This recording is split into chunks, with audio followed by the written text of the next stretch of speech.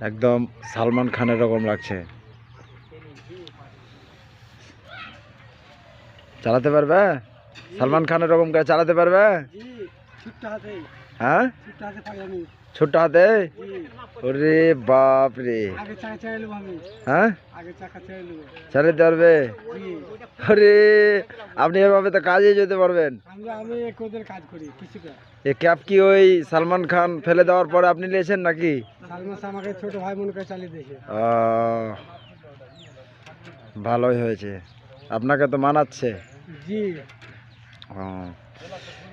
এই ক্যাপ তো আবার টেলিস আমাদের পড়তো না, উনি বাদ দিয়ে আমাকে দিয়েছে। ভালো।